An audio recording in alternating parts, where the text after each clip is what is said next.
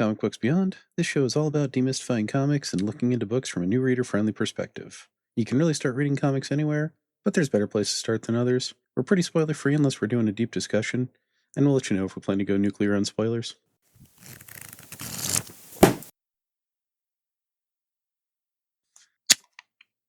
All right, it's going to be that kind of show. Hey, everybody. Welcome to the show. I'm Vic.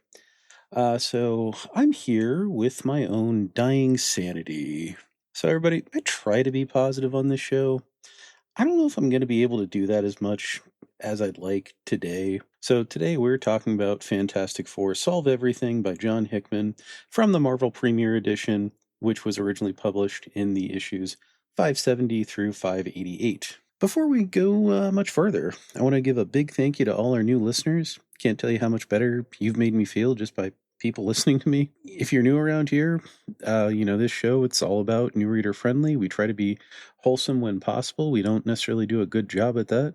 We have some pretentious insight and a little bit of dark humor. I also want to give a big thank you to Mr. John Burkle of the Talking Comics podcast. Go back and listen to the last episode. It's full of insight about life as a comics fan and a lot of great jokes in there about killing orphans.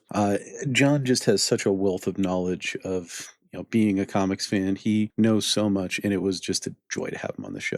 Lastly, another friend of the show, Mr. John Klein III, the Johnster Monster, if you will, host of Shadow and Flame with Magik, recently launched a Patreon. He's got, I think, 3 great tiers of support out there. Now, podcasting does cost a little bit of money, and all funds that he makes are going to go back into the show. He's not paywalling anything on the main feed, which I absolutely appreciate. Go check it out. I supported. He's a friend of the show, and honestly, he's pretty much just a friend of mine at this point. So, guys, I don't think I buried the lead much here, and I have some negative thoughts on this book. Now, I'm going to admit, I had a bit of a rough week. So everything turned out fine. No one's dead. No one's hurt. Just kind of want to just talk to you about my last week a little bit. So Wednesday was my birthday. I turned 29 for I think the 10th time.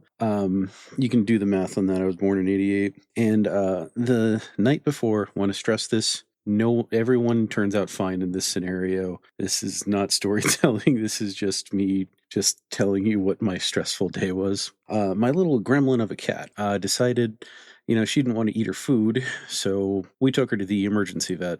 And 15 hours of tests later, we get back. Your cat has some of the best blood work I've ever seen in my life. There's literally nothing wrong with her. She has the blood work of a much younger cat. And she's great. I'm like, we know, she's adorable. We love her. But she said, the doctor said, I think your cat might be stressed out and anxious. So I took my glasses off and I just did a full body sigh.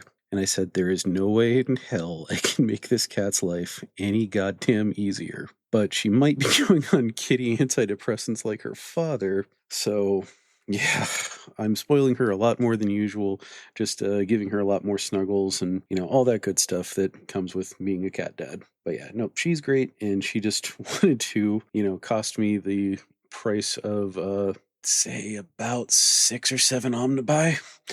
And, that's better because I don't need to be spending that more money on comics that I'm going to add to the backlog. Oh, but yeah, I love my cat and she's great. So, but anyway. That's been my last week, which really stressed me out. And, so maybe I'm projecting a little bit of stress here. And I apologize for that. But, these things happen. Now, we're not really a news show. We do cover some news topics when they're relevant. And San Diego Comic-Con was this weekend. And, I'm legally bound by having a comic book podcast to talk about it a little bit. Unfortunately, I don't have a whole lot to say, or maybe fortunately, because, again, we're not a news show. I do want to say that I am really excited for Javier Rodriguez and Dennis Camp's Shadow of the Bat. I think that's the announcement that I'm most excited for. I saw a couple others. On the Marvel side, there wasn't a whole heck of a lot. But, Marvel is not doing great right now. And I really hope that turns around. I try not to be negative about them. But I also want to congratulate all the Eisner winners. Again, Javier Rodriguez and Dennis Camp's Shadow of the Bat Absolute Martian Manhunter did well. Absolute Batman, I saw won some awards. Really, really good stuff. Really glad to see they're doing well. Other bit of news I wanted to touch on, and I know a lot of podcasts have covered this already. Unfortunately, so good news and bad news for Marvel Comics. Marvel Comics is going west. They're leaving New York City, and It kind of bums me out because when I think about Marvel, the first image that pops in my head is Spider-Man and Daredevil, swinging through the city. You can't say Marvel without me thinking about that. So it's just weird that their main offices aren't there. But if it keeps the lights on, if it keeps them publishing books, if it improves the company most of all, that's what I hope for. And I mean, I do feel bad for all the people involved who they have to move west or they can't move west. And, that sucks. That's the part that really does suck. Now, the other part of this is I don't know if these are related, and I assume they're not, just coincidental more than anything. They also have a new editor in chief, Stephen Wacker. He edited a lot of great books, including 52, which is one of the best books at DC. It's seminal work, and Alex Jaffe, who was on the podcast a while back, he had a whole podcast about it. Highly recommend listening to 52 Pickup. Very good podcast. Now, I know Stephen Wacker did have one controversy a while ago. I don't want to go into it, but more or less he put his hand on a coworker in not a completely inappropriate way, but you shouldn't just touch people, and that's really all I want to say about that. Go read it for yourself and form your own opinions. There's a little bit out there, and I hope he has improved himself, and just wanted to mention it because don't touch people. It just don't do it. It's just not right. With Marvel going out west, the one thing that I hope this really brings in with every fiber of my being, I want Marvel to keep their shit in print. I'll rant on this another time, but Jesus Christ. There's no reason that a book was printed a few months ago should be sold out everywhere. I should not have to pre-order everything to make sure I get it. That is utterly ridiculous. We shouldn't be like paying reseller prices for important books like Daredevil Omnibus Volume 1 or whatever. Like, I hope for new products. I'm not really even a collector. There's just things I would like to have in print. I want all of Daredevil on my shelf. Daredevil's my guy. I would like, the Max books that are not on the app. That's the real injustice. If you were going to just stop being cowards, and we're going to talk about cowardice later, stop being cowards and put your Max stuff on your app. I don't understand the Max stuff, to be honest with you. All right. I think we're done with news, ranting, and stories and all that. And, I want to get into the episode proper.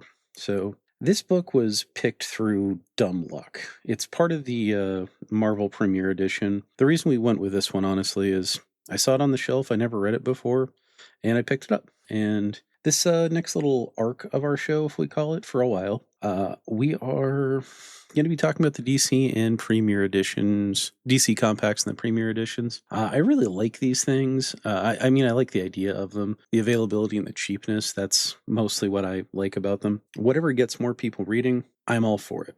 Like I always say, I don't care what you read. I just want people to read. Reading is good for so many reasons. It teaches empathy, critical thinking, and a whole bevy of other stuff. That's why we're here. So I set up what I'm calling the Wheel of Causality, and we're going to review these books picking at random. The reason we're going to do the picking at random for the most part is because, I don't know, I don't want to dedicate brain power to it, and it's fun. Let's talk about today's book, which is Fantastic Four Solve Everything by John Hickman. We're going to do a quick set of credits, and there's a decent amount of them. So we have John Hickman as the writer.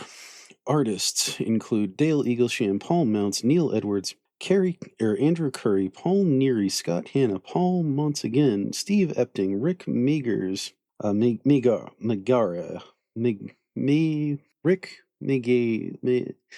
Magyar. I do not know why I cannot pronounce that. Mike Perkins and Nick Dragotta and Mark Brooks. And I think I got everybody. We got VC's Russ Wooten on letters. Assistant editors are Janine Schaefer, Lawrence Sankovic, and Tom Breveport as the editor. All right, so disclaimer. We have one big disclaimer. We're going to be talking about some problematic language in this book later on. I'm going to refrain from saying it, but I do want you to know it's there. So let's do a quick recap of this story. So Fantastic Four are the first family of Marvel. These characters include Reed Richards, Mr. Fantastic, Ben Grimm the Thing, Johnny Storm the Human Torch, and Sue Storm the Invisible Woman. We also have their children, Valeria Richards, who has genius-level intellect like her father Reed, and Franklin Richards, who more or less has plot powers.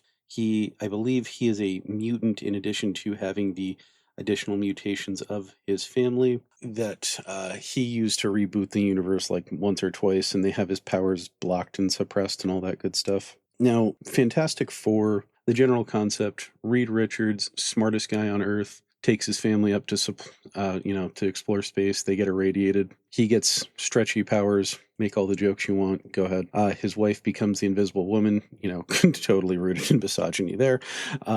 His brother-in-law, Sue's brother, Johnny Storm, is the Human Torch, so he's hot-headed, he catches on fire. And Ben Grimm is just a dude who turns into a rock monster, and he is probably one of the more well-written characters overall. So Fantastic Four is where Marvel really started. All of the whimsy and wonder that we really know from Marvel Universe, it stems from this book. Like when Marvel started being Marvel and not just a magazine company that made comic periodicals, that they started with Fantastic Four for a long time. They were the most popular book. They've definitely fallen out of favor in other characters like Spider-Man and the X-Men, who really stole the show. But this is where we get Doctor Doom, we get the Inhumans, we get Galactus and Silver Surfer, which are two of my favorites. In this iteration, we're primarily following Reed Richards in an attempt to solve everything by connecting with an interdimensional device called the Bridge, where he meets the Council of the Council of Reeds. Now, the Council of Einsteins the Council of Einsteins is John Hickman's other book, The Manhattan Projects. So Reed, he's got one more problem than Jay-Z did. He's got a list of 100 problems he's been working on over the years. Now, he added one additional problem, Problem 101. This is to solve everything. Now, I do math for a living, and I know a little something about when one number is different than another number, and everything and one are two different numbers. However, based on a 20-year-old conversation I had, I remember reading something that a math friend showed me. Infinity can be reduced to one or represented as one through some kind of mathematical bullshit that I don't understand. Now, since I'm not a physicist or a math expert, I tried to reach out to Carl Sagan, but unfortunately he's dead. So I reached out to my friend Jeremy, who has a doctorate of mathematics in the field of combinatorics. He provided me a quote where he believes that Mr. Hickman is likely pulling this idea from the idea for this story, and also the likely characterization of Reed Richards from some work from Dr. Richard Feynman. Solve everything in Problem 101, or infinity equaling 1, that is a reference to Richard Feynman. Feynman was a physicist. He was also an egotist, a womanizer, an asshole, a liar, and vastly overblown. He did contribute many things to the field, and is often viewed as some sort of modern superstar physicist. He is dead, for clarity, but even now his reputation remains, and history is very content to look past all the horrible parts of his life. However, so many other physicists were truly smarter or did more for modern physics. He had a big ego and good PR. In many ways, I can see analogs to him with Reed, especially on the egotistical front. So I don't know exactly if Hickman was truly thinking this out, but he does have a bit of a brain and a bit of an ego on him, so I can see him using some of Feynman's work to influence the story. And Jeremy's quote really reinforced what I'd been thinking. I don't actually love this version of Reed.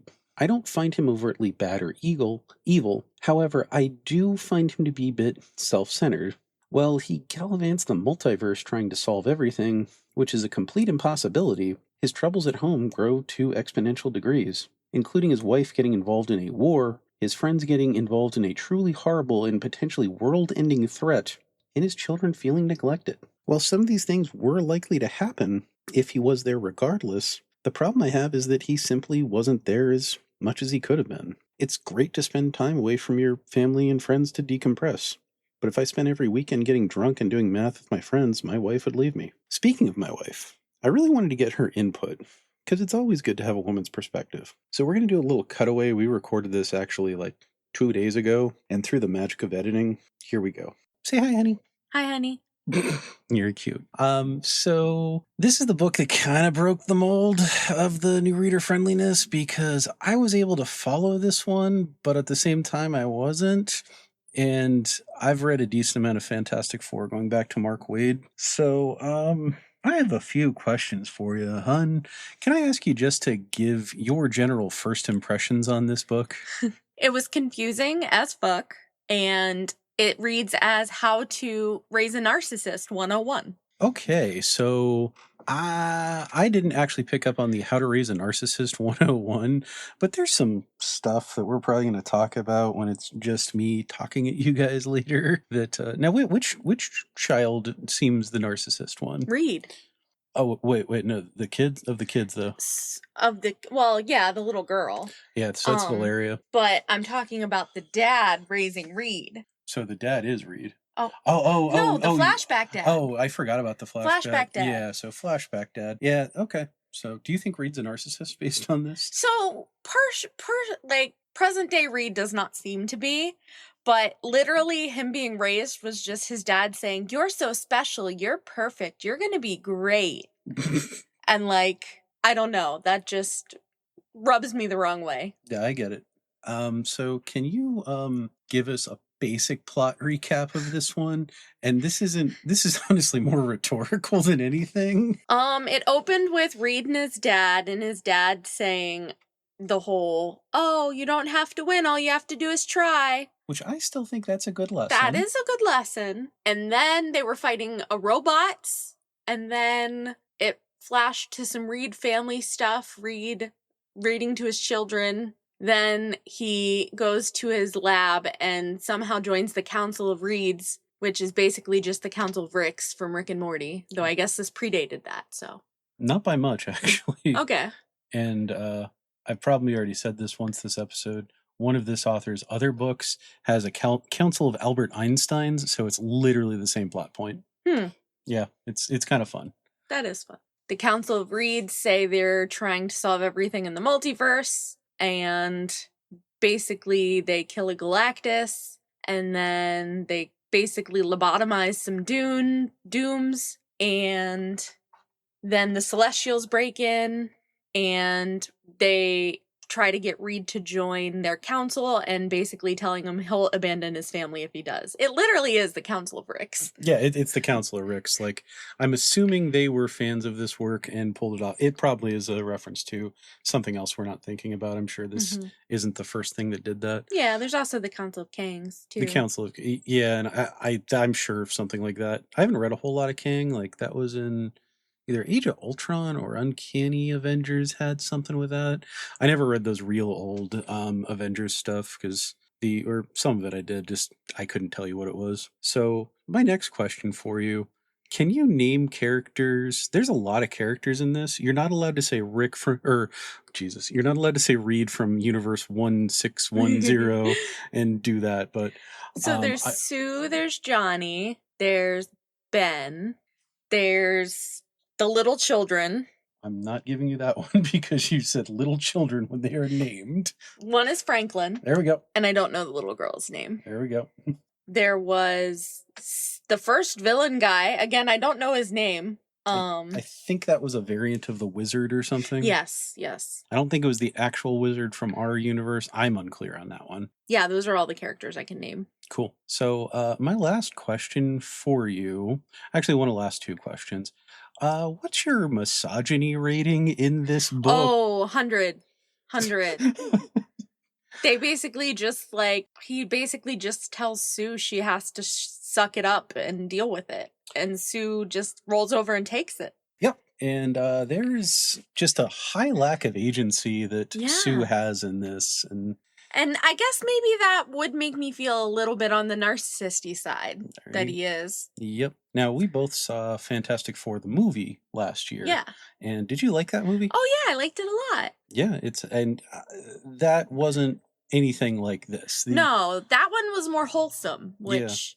not everything has to be wholesome, but it's kind of nice to have wholesome things sometimes. And kind of the conceit of the Fantastic Four, as we've been sold over the years, is this is a family book with family dynamics, with good, decent wholesomeness. But I think that conceit is often not actually followed through. And the lack of agency for the female characters was really noticeable.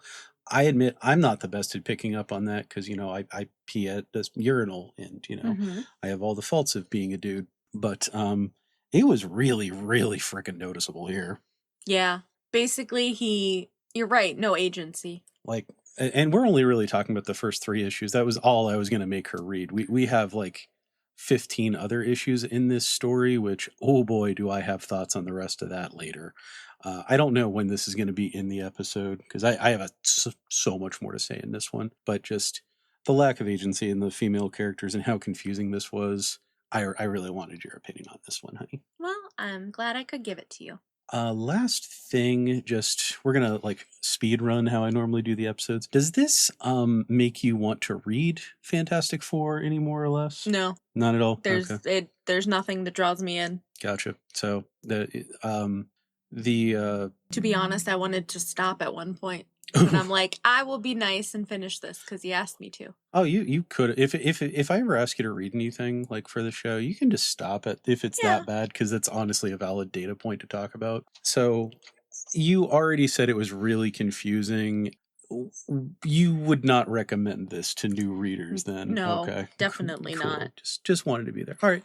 Well, thank you for your time, honey buns. Love you. Love you too. All right, now I don't remember exactly what she said, so I'm sure it was wonderful, though, because she is much smarter than me, and there's no way I can pretend she isn't. Now, with all the bashing I just did, I want to make this clear. This is a very good and well-written story, for the most part. However, it's not a story I liked very much because of the confusing nature of the plot, the lack of agency of the female characters, and the overall convoluted plot lines and poor character introductions. This is not a bad representation of Reed Richards. I think his narcissism and egotism is dialed up a little bit, though. There are times where he shows that he genuinely cares about the people around him. He is self-interested here, and I don't love that. I think Johnny and Ben Grimm are a little more well-represented, but they don't have a ton of screen time. Sue Storm is completely underrepresented. She's a bit of a Mary Sue with godlike powers. She has a great scene with Namor the Submariner, but it doesn't feel earned. The villains? Holy fuck! I couldn't make heads or tails out of half of this. There were just no good introductions, nothing.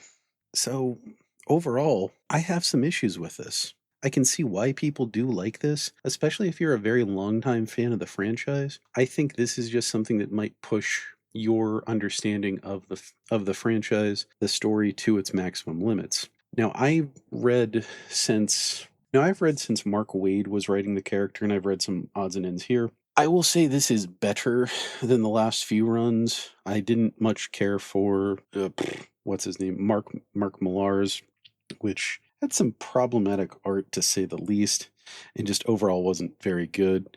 Dwayne McDuffie's before that was, fine.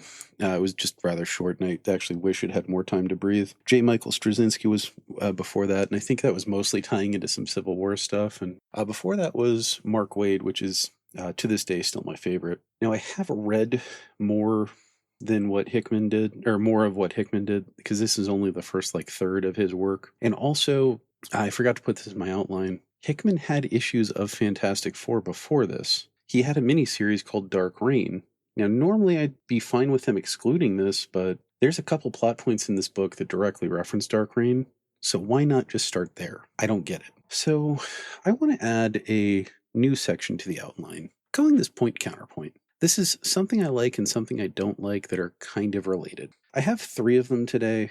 We're not going to stick to any number on this because we've talked about it. Numbers are dumb. I do find this version of Reed Richard compelling. Now, he's not a good dude, but he has solid motivations. I understand why he's doing the things he's doing. I just don't love him for doing it. It's okay that I don't connect with the main character as long as he's compelling. Another thing I really liked is that this is just a really high concept sci-fi action story. It really throws you just straight into the action. On the same token, while Show Don't Tell is great, when you're dealing with a book that had 569 issues plus annuals, miniseries, spin-offs, and all that other stuff, and you're dealing with reoccurring characters that you may not know, definitely did not show up in the last couple runs, you need to do some kind of compression recap. And the overall poor characterization and poor introductions, it made it hard to follow. And honestly, there is just a shitload of characters in this book. And I will say the stuff later gets better. And you stick with the character so you kind of start understanding it. But there's more and more and more characters introduced. The last thing that I'll say that I like about this is that the ending of this story is very heartwarming and soul-crushing at the same time. There's a very touching moment with Spider-Man and Franklin. It's honestly the standout, and it's fully earned, and it's a beautiful scene. It's my favorite issue of this. That being said, it took me 18 issues to get to the best part of the story. All right, my favorite part. Let's talk about theme.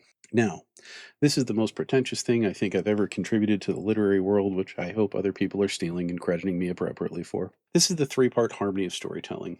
The right character for the right story with the right theme.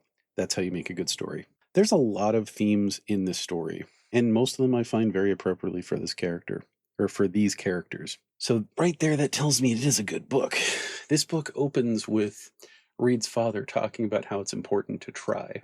And I think this book is kind of an extended definition around trying your hardest. Well, I always encourage people to try things, whether it just be reading or starting a podcast. It's okay to fail. I think John Hickman is attempting to tell a story where characters try and fail. And this doesn't mean you shouldn't try. Again, you should. It just means you need to try to a reasonable degree and not let your own ego get in the way. And that's what I think Hickman is trying to say. And I could be totally wrong. As far as the art goes in this series, I do really like this art. There's a lot of artists because that's the Marvel way. I wish we would have somewhat lesser, some way to just have the art to be more consistent across the board. And they do overall do it house style. I probably couldn't pick out one artist from another. As far as this makes me want to read more, kind of. This story doesn't, but I'd actually already committed to reading all of Fantastic Four. There is a very short amount of books that I want to read all of. Most of these, coincidentally, are Marvel. It's like this, Daredevil, mainline book, Spider-Man and the X-Men. I think that's it on the Marvel side. But this book didn't make me want to read more. It actually made me want to stop. And you heard my wife. She said, Kadiah said she didn't want to read anymore, and she had trouble getting through the first couple issues. All right, so the big moment everybody's waiting for. New reader friendly. Do we recommend this to new readers? I recommend this to longtime fans of the series, if you happen to have not read this. As far as new readers go, no, I simply just don't. Like I said, I've read everything from Mark Waid's run up to here, some other odds and end issues. I read one of Ryan North's Free Comic Book Day issue, and it was pretty easy. I can't truly recommend this. I just can't. I don't think it's very easy to read if you're new to reading. It's one of those like jumping into a really arduous, smelling your own butt, highbrow stories. And there's nothing wrong with those kind of stories. It's just that's not what I really like much in my comic book. It's not what I really like in most of my literature. I did that for many years, and frankly, I'm just burned out on it. If I had to give you a recommendation for Fantastic Four, I would say maybe give the newest series a try. It's modern and current and going to have the most standard writing conventions. And what little I read of it was pretty enjoyable. And if you want more from John Hickman, I joked about it already, but his series East of West is kind of like this idea, but it's actually easier to follow because it's his own characters that don't have a long, convoluted story. The character introductions aren't great, again, but it's still something good to check out. I also want to recommend his Manhattan projects, which definitely is using some of these similar ideas. Like I said, there's the Council of Einsteins instead of the Council of Reeds. That book is just a little more unhinged and weird. So now I gave you a disclaimer about some problematic language. I need to chat with you about the Premier Edition because I have some issues here. There's some problems.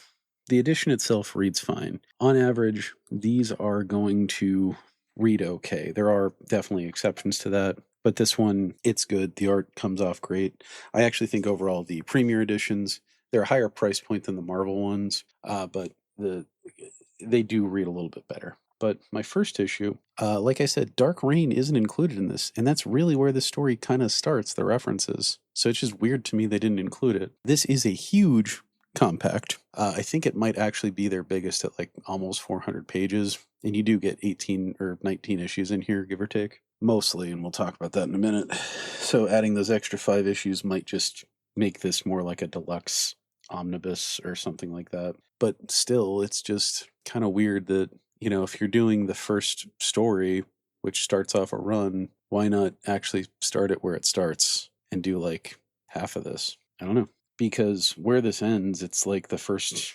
third of the act. It feels like it's almost advertisement to buy an omnibus that's out of print. There's no covers in this book, which chapter breaks and cover breaks are important. I don't like when any comic book does this.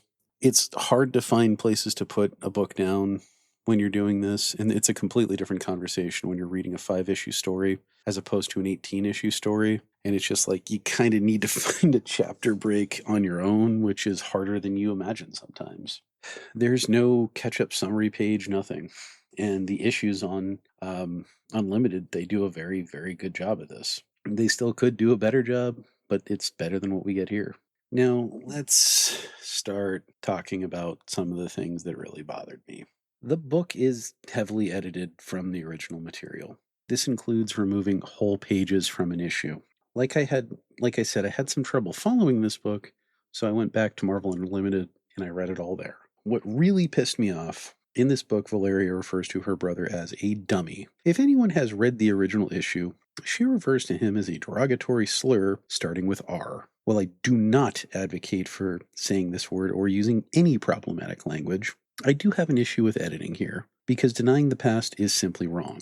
It's important to see that we no longer use language like this. I'm sorry, Marvel, but this is just a shitty thing to do. Covering your tracks does not make it go away. Now, if Mr. Hickman requested that this should be changed for the trade, that's a different story. However, I think it should have simply remained with a disclaimer. The other reason being is that this book also uses a derogatory slur for short people that starts with M, and this is in full print of this book. This also tells me you're valuing or more likely fearing feedback from one group of people rather than another, which I personally find that repugnant. I also want to make it clear that I don't hold any resentment towards John Hickman for having a character say this. Was it controversial and in poor taste? Yes. Does that mean he's a bad person for having a character use this term? No. Characters do not necessarily reflect the values of their writers.